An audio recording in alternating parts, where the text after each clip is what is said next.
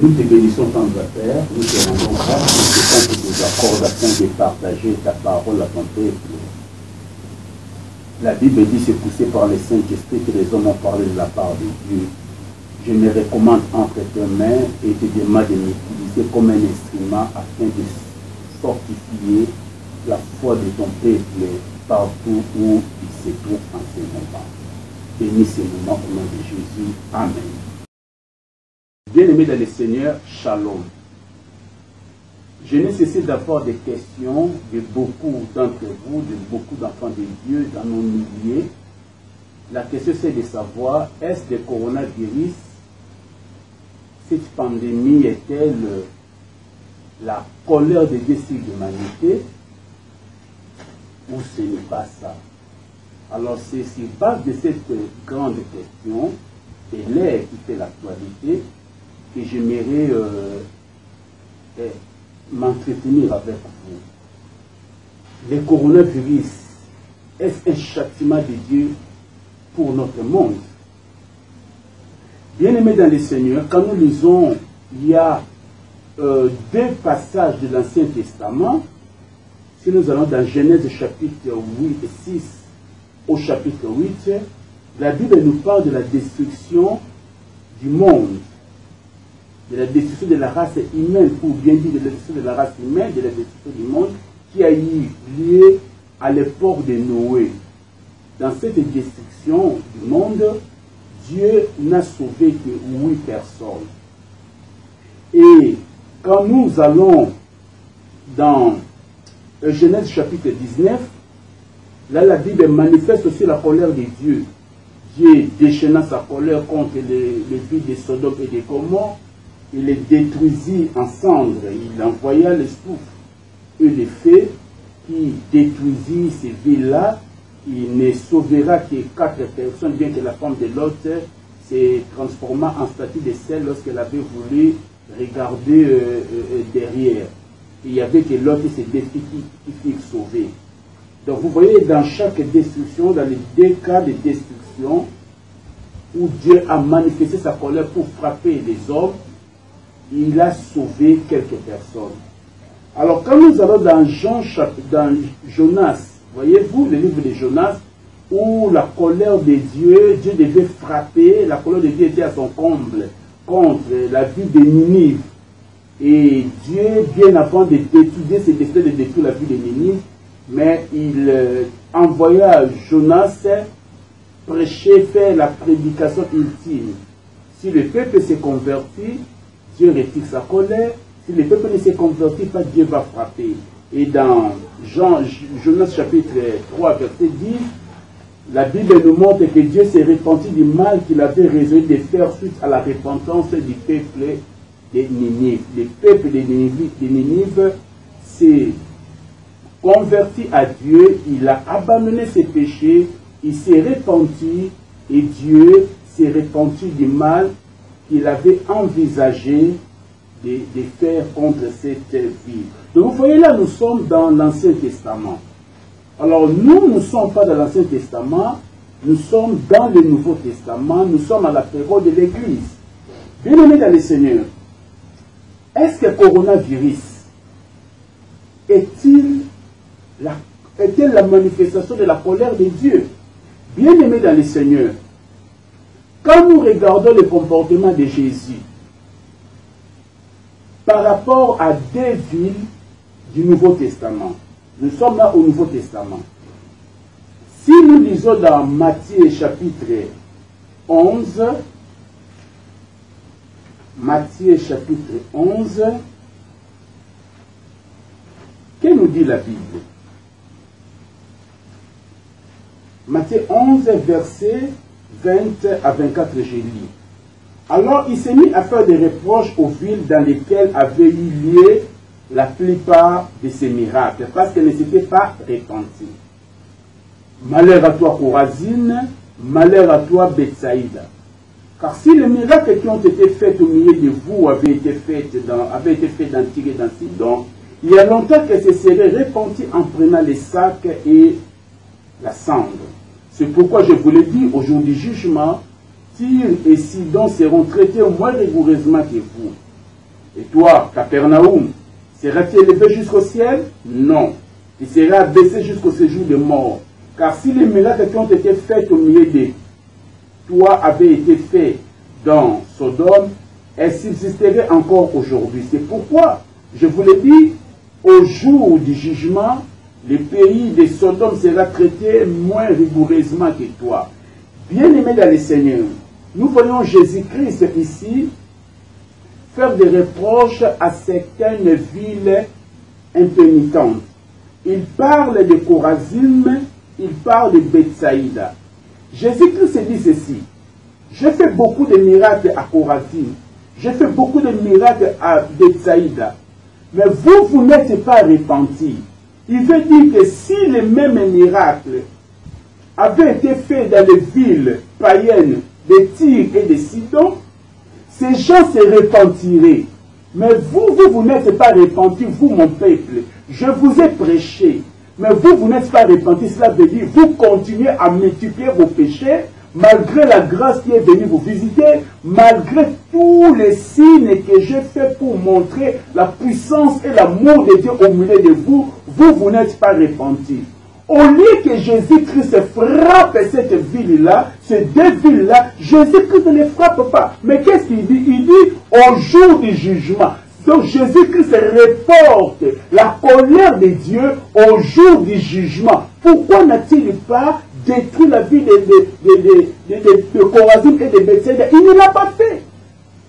Bien-aimé, quand nous allons, il dit encore, et toi Capernaum, seras-tu élevé jusqu'au ciel? Non, tu seras abaissé. Car si les miracles qui sont faits au milieu de toi avaient été faits à Sodome et Gomorrhe existeraient jusqu'aujourd'hui. Donc ce qui veut dire que la ville de Capernaum était aussi une ville pécheresse. Était aussi une ville pécheresse comme Sodome, comme Gomorrhe, comme ma ville Kinshasa. Donc toutes les villes sont des villes pécheresses. Mais Jésus-Christ dit, si les miracles qui ont été faits au milieu de toi, Capernaum, avaient été faits à Sodome et Gomorrhe, je pense que les gens de Sodome et de Gomorrhe se seraient repentis. Mais toi, Capernaum, tu ne t'es pas repenti. Alors, malgré cela, Jésus, au lieu de frapper, au lieu de manifester la colère de Dieu, Jésus ne l'a pas fait.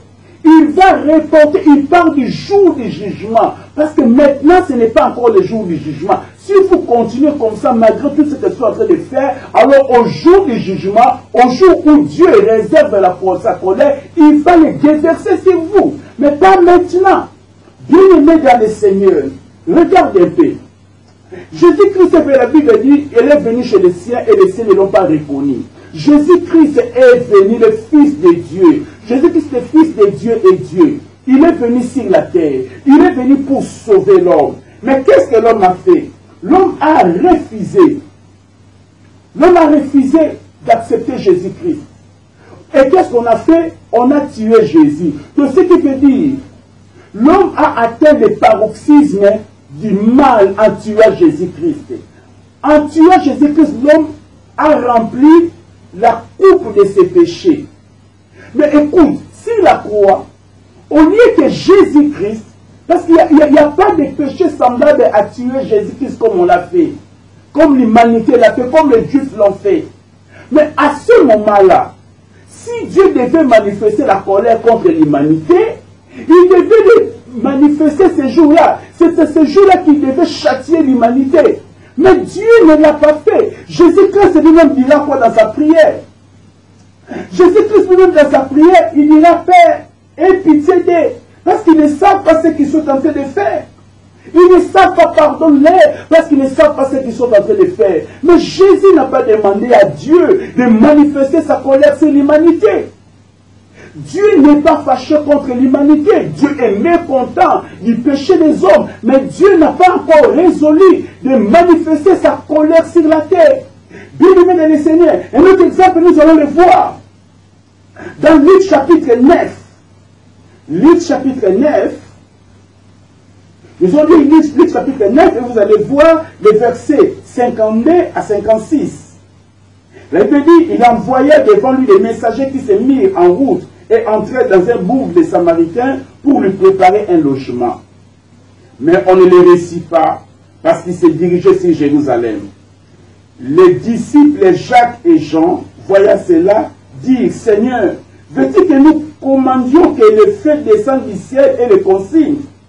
Jésus se tourna vers eux et les réprimanda, disant, vous ne savez de quel esprit vous êtes animés. Car le Fils de l'homme est venu non pour perdre les âmes des hommes, mais pour les sauver.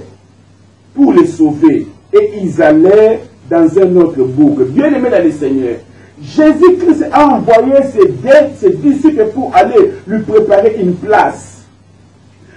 Mais la Bible dit, les habitants de cette localité, les habitants de cette bourg-là, ils n'ont pas voulu recevoir les disciples de Jésus. En d'autres termes, ils ont repoussé Jésus-Christ.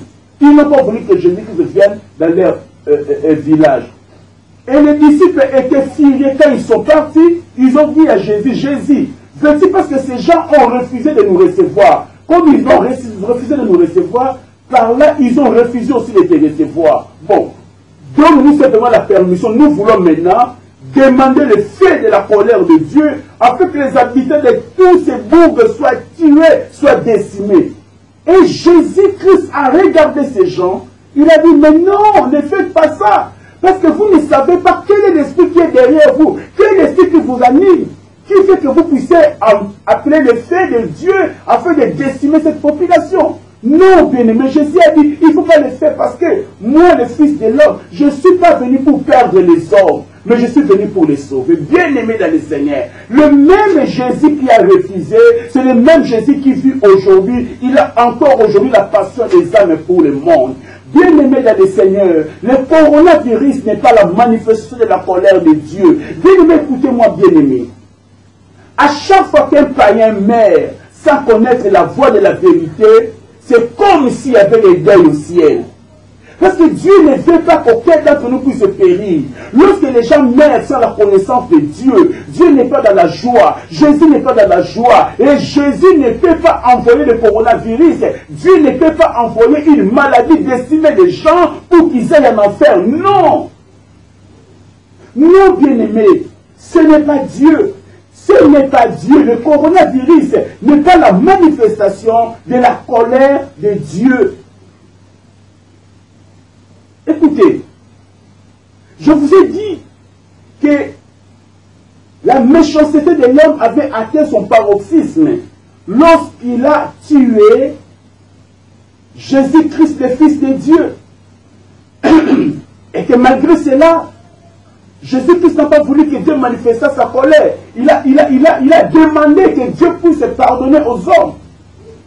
Mais laisse-moi te dire, si nous lisons Romains, chapitre 2, verset 5. Romains chapitre 2, oui, je suis là, verset 5. La Bible dit, mais par ton endurcissement et par ton cœur impénitent, tu t'amasses un trésor, de colère pour le jour de la colère et de la manifestation du jugement de Dieu. La Bible nous parle ici qu'il y a des gens qui amassent la colère de Dieu. Lorsque l'homme pêche, lorsque l'homme vit dans le péché, lorsque les villes, les pays ne veulent pas reconnaître Dieu comme étant le Créateur, Jésus-Christ comme étant le Sauveur, mes excuses,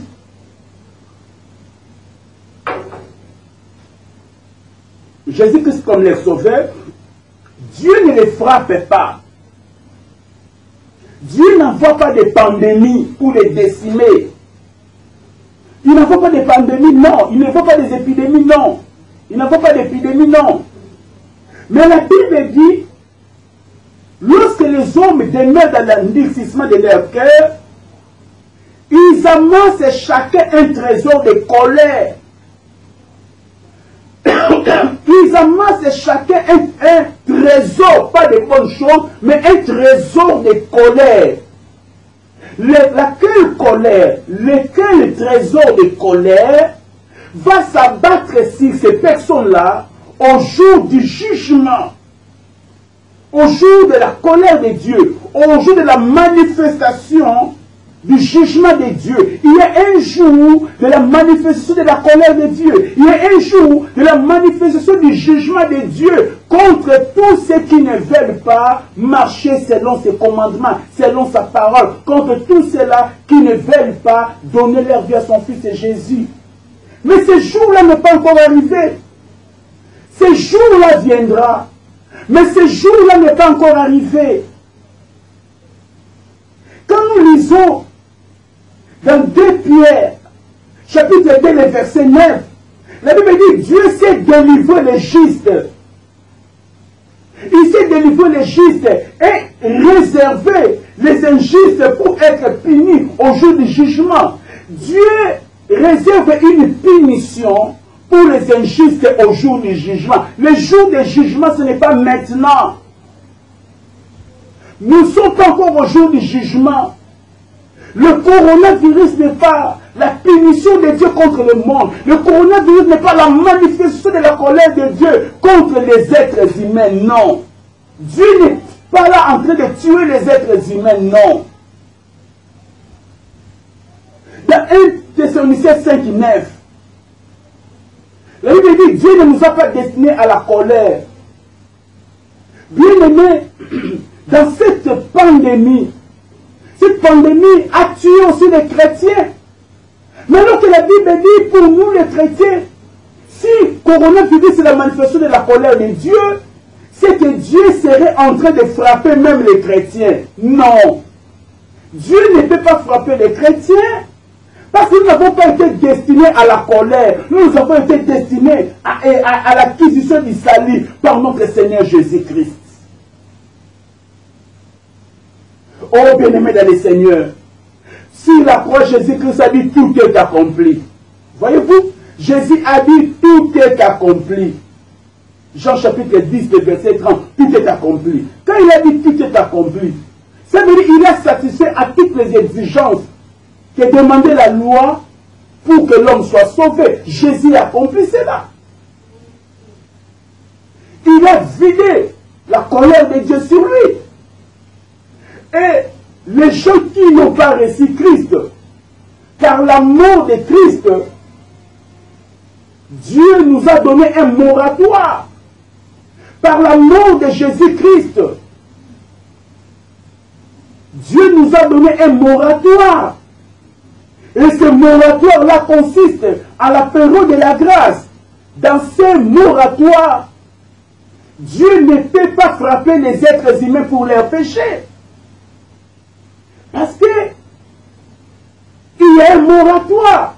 Jusqu'à ce que le temps de grâce aura passé, c'est à ce moment-là que le moratoire prendra sa fin, prendra fin. Mais pendant ce temps de moratoire, Dieu ne peut pas frapper l'humanité à cause du péché.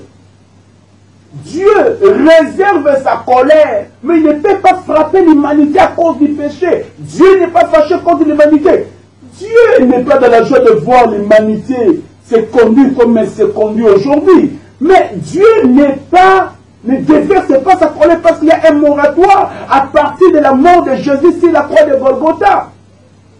Le moratoire, je disais, c'est cette période-là, entre la mort de Jésus et l'enlèvement de l'Église, durant laquelle Dieu ne peut pas frapper l'humanité. Il voit les péchés, il voit l'humanité faire les péchés, mais Dieu ne peut pas frapper. Parce qu'il laisse le temps à ces hommes et femmes de pouvoir se tourner vers le Christ. C'est ça le bien fondé du moratoire. Bien-aimés dans le Seigneur,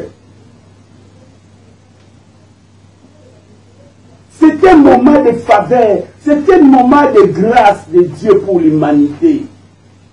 Oh, bien-aimés dans le Seigneur, si coronavirus, comme je suis en train de dire, n'est pas la manifestation de la colère de Dieu, alors quelle lecture prophétique quelle lecture pouvons-nous avoir de cette pandémie de coronavirus?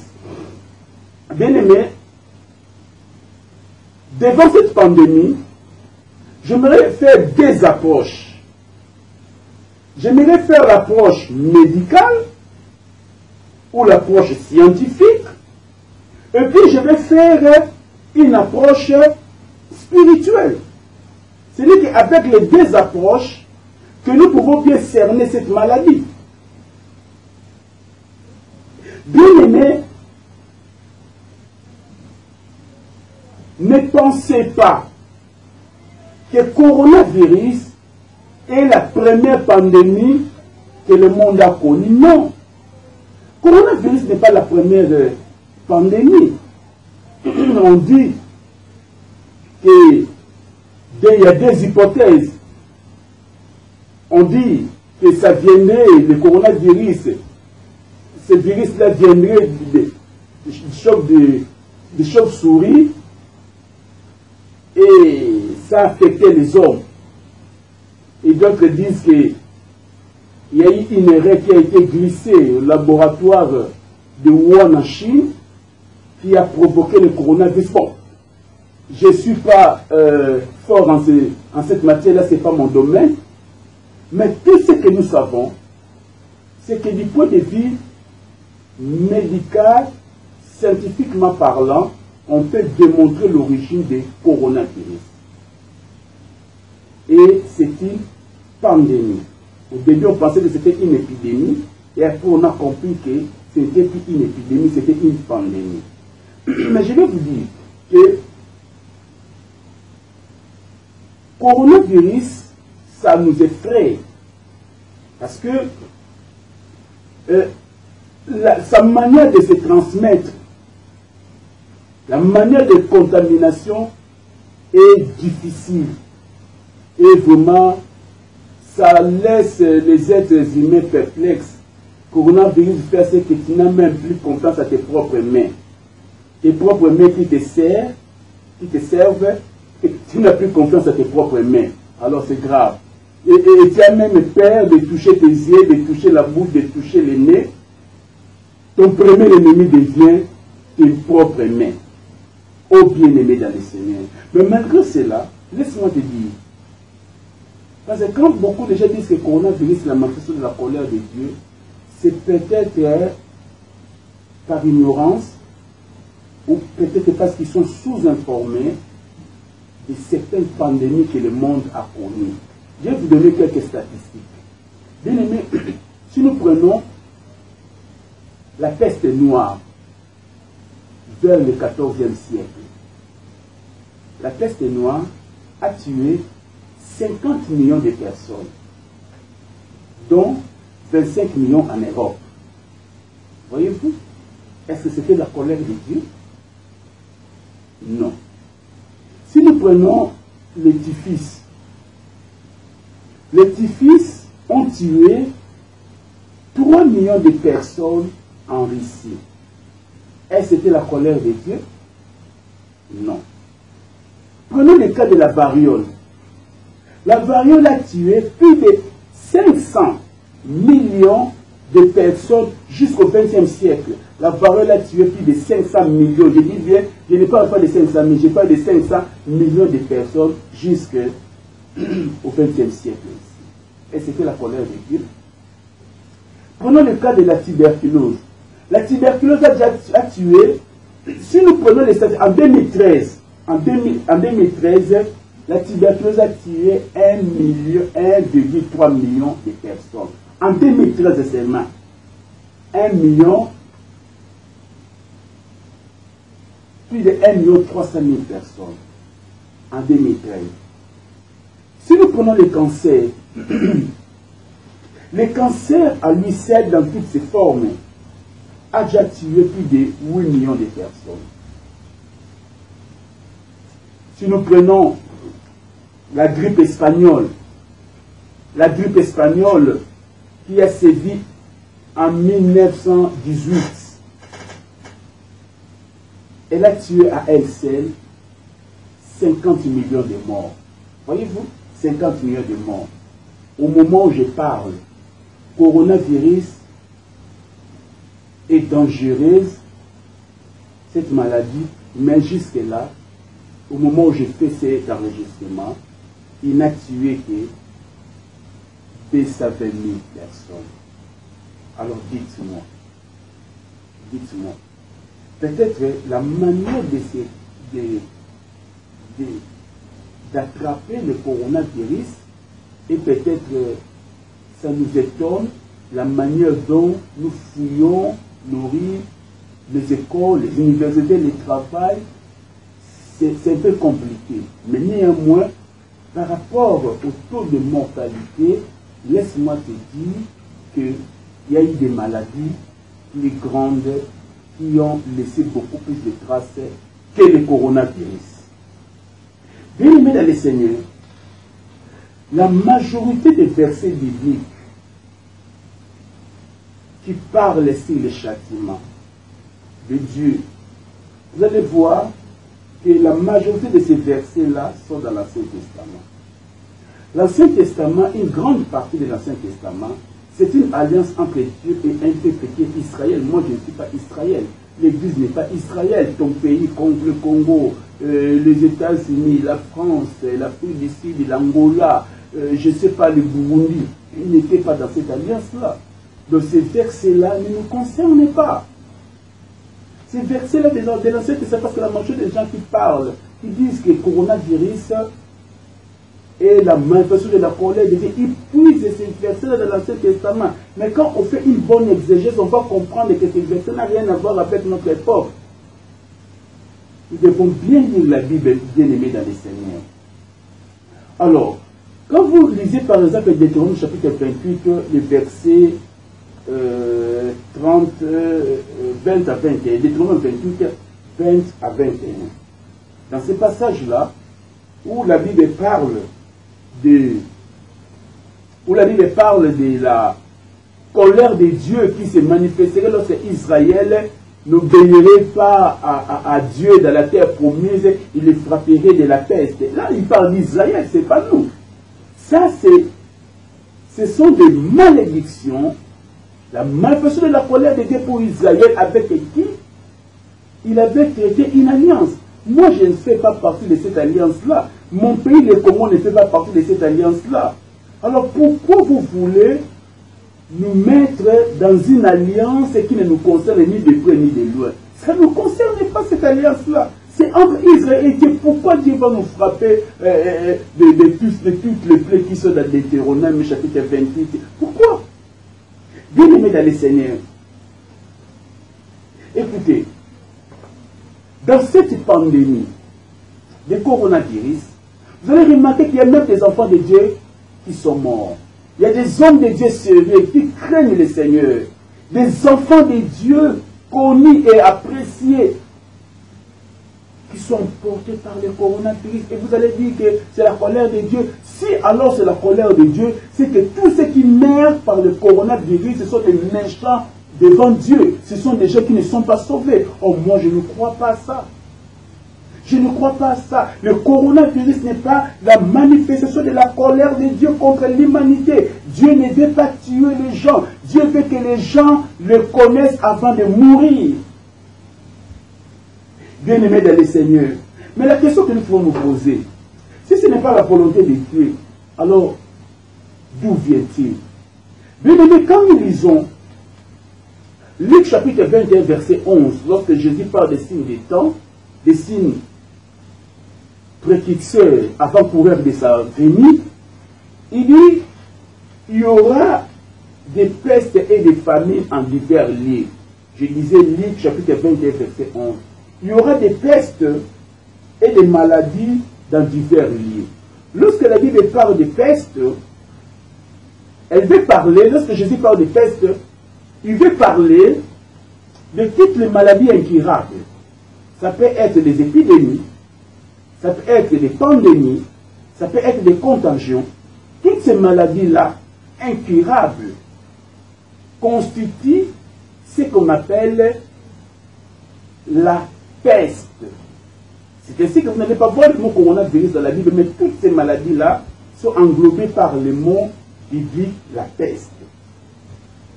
Bien aimé dans les Seigneurs, quand je lis Psaume 91, Psaume 91,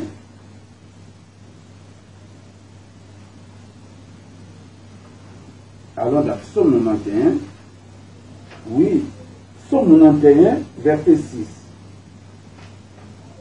La Bible dit, Je commence au verset 5 et 6. Tu ne craindras ni les terreurs de la nuit, ni la flèche qui vole de jour, ni la peste qui marche dans les ténèbres, ni la contagion qui frappe en plein midi, ni la peste qui marche dans les ténèbres. Voyez-vous, on dit ni la peste qui marche dans les ténèbres. La peste marche où? La peste marche dans les ténèbres. L'origine de la peste, c'est les ténèbres. Or, le monde des ténèbres, c'est le monde satanique. Dieu ne nous envoie pas la peste.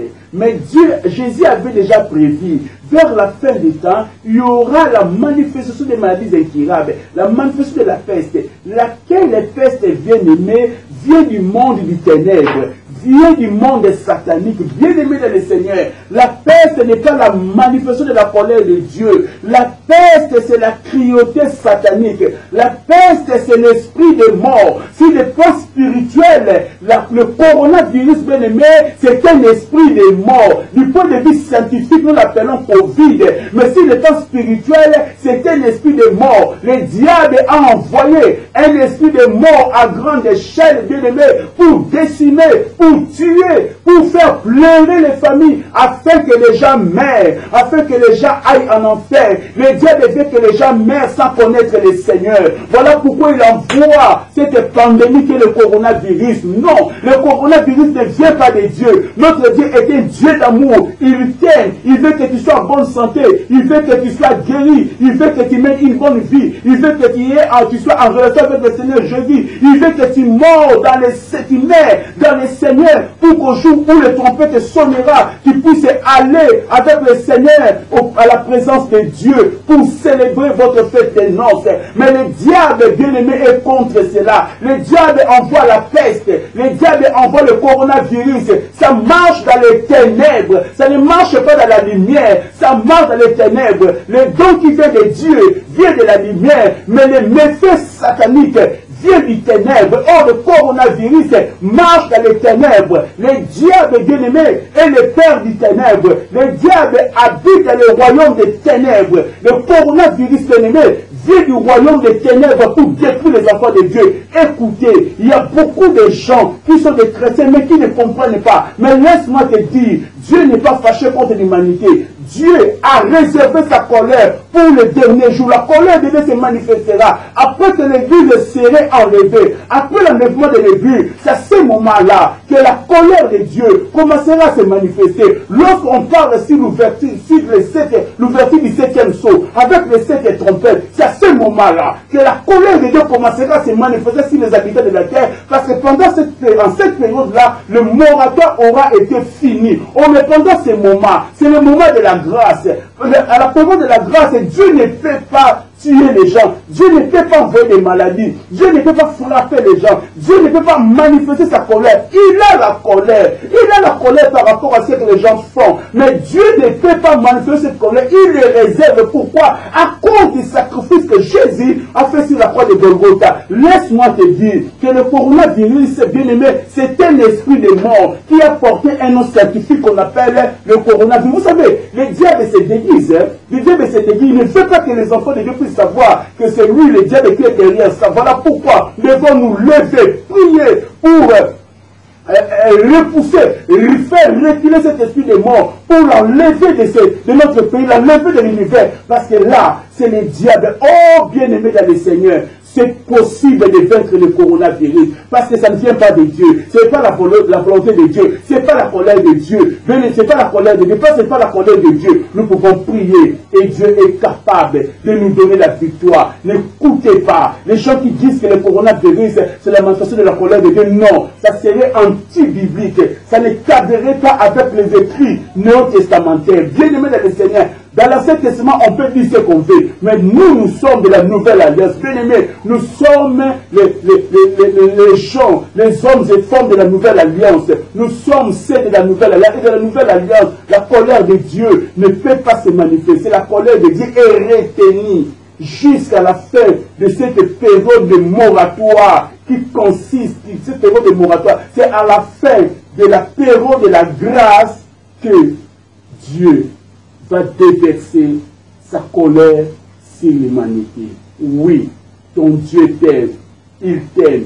Il ne veut pas que les gens meurent sans connaître le Seigneur. Ton Dieu a été mal jugé.